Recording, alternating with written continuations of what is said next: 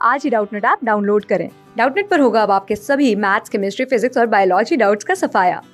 बस अपने क्वेश्चन की फोटो खींचो, उसे क्रॉप करो और तुरंत वीडियो सोल्यूशन पाओ। Download now. यहाँ पर हमें दिए गए ऑप्शंस को देखकर बताना है कि इनमें से ग्लाइकोलिसिस की साइट कौन सी है, यानी ग्लाइकोलिसिस की जो प्रोसेस है वो इनमें से किस जगह पे अकर होती है। अब ग्लाइकोलिसिस क्या होता है, सबसे पहले हम ये डिस्कस कर लेते हैं।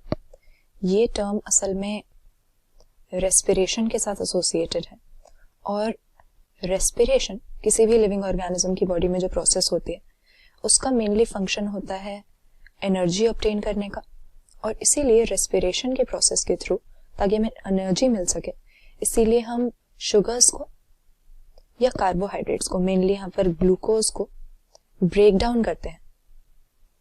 तो रेस्पिरेशन क्या है, ग्लूकोज का ब्रेक डाउन है ताकि हम इसमें से एनर्जी निकाल सकें।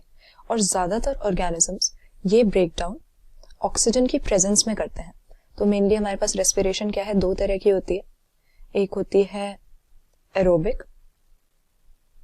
एरोबिक से हमारा मतलब है कि यहाँ पर ऑक्सीजन के प्रेजेंस में कंप्लीट ब्रेकडाउन किया जाता है ग्लूकोज का। लेकिन दूसरे हमारे पास एनएरोबिक टाइप की भी प्रोसेसेस होती है रेस्पिरेशन की, जहां पर हम देखते हैं कि ऑक्सीजन का अवेलेबल होना जरूरी नहीं है। क्यों? क्योंकि अर्थ पे जब सबसे पहले लाइफ इवॉल्व हुई होगी, तो हम अर्ली अर्थ की कंडीशंस अगर देखें, उस समय पर अर्थ का एटमॉस्फेयर कैसा था, रिड्यूसिंग था, यानी यहाँ पर ऑक्सीजन होता ही नहीं था।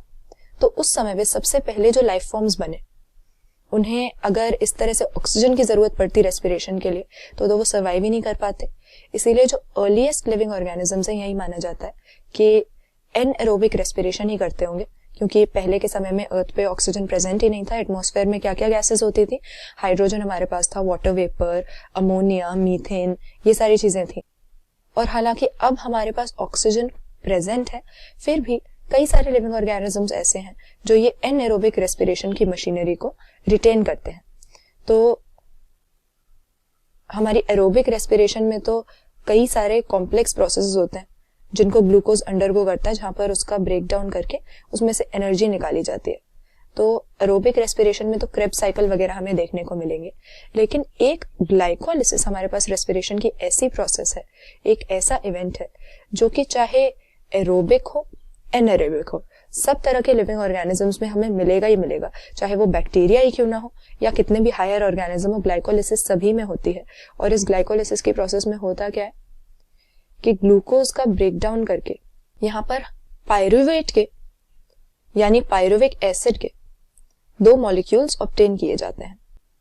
तो क्योंकि ये सारे ही ऑर्गेनिज्म में हो रही है, चाहे वो प्रोकैरियोटिक हो, यूकैरियोटिक हो, एरोबिक हो, एनारोबिक हो, तो न्यूक्लियोप्लाज्म के अंदर तो ग्लाइकोलिसिस का होना पॉसिबल नहीं है, क्योंकि न्यूक्लियोप्लाज्म कहाँ, न्यूक्लियस के अंदर होता है।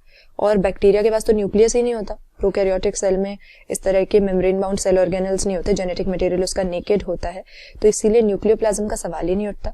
उसी तरह से माइटोकॉन्ड्रिया और पेरोक्सिसोम जैसे भी मेम्ब्रेन बाउंड सेल ऑर्गेनल्स हमें लोअर ऑर्गेनिजम्स में नहीं मिलेंगे। तो अगर ग्लाइकोलिसिस इन चीजों के अंदर होती, इन सेल ऑर्गेनल्स के अंदर होती, तो इनके पास लोअर ऑर्गेनिजम्स जो हैं उनमें ग्लाइकोलिसिस हो ही नहीं पाती। लेकिन हम क्या कह रहे हैं कि ग्लाइकोलिसिस एक ऐसी प्रोसेस है रेस्पिरेशन की जो कि हर लिविंग ऑर्गेनिज्म में हमें मिलेगी, जहां पर इसके सेल के साइटोप्लाज्म में, यानी जो प्रोटोप्लाज्म है, उसके अंदर ग्लूकोज का ब्रेक डाउन करके उससे पायरुविक एसिड के 2 मॉलिक्यूल्स ऑब्टेन किए जाएंगे।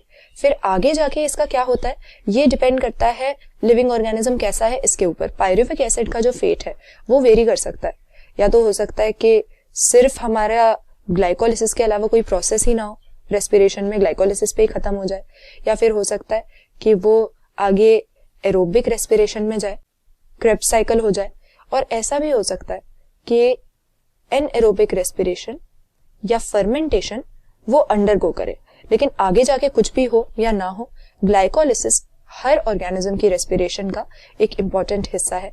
और यहाँ पर ग्लूकोज का ब्रेक डाउन करके पायरुविक एसिड के 2 मॉलिक्यूल्स ऑब्टेन किए जाते हैं। और कहाँ पर ये प्रोसेस अकर होती है, साइटोप्लाज्म के अंदर, या जिसको हम कह सकते हैं साइटोसॉल। क्लास 6 से 12 से लेके नीट, IIT, JEE मेंस और एडवांस के लेवल तक 10 मिलियन से ज्यादा स्टूडेंट्स का भरोसा। आज ही डाउनलोड करें डाउटनेट ऐप या व्हाट्सएप कीजिए अपने डाउट्स 8400 400 400 पर।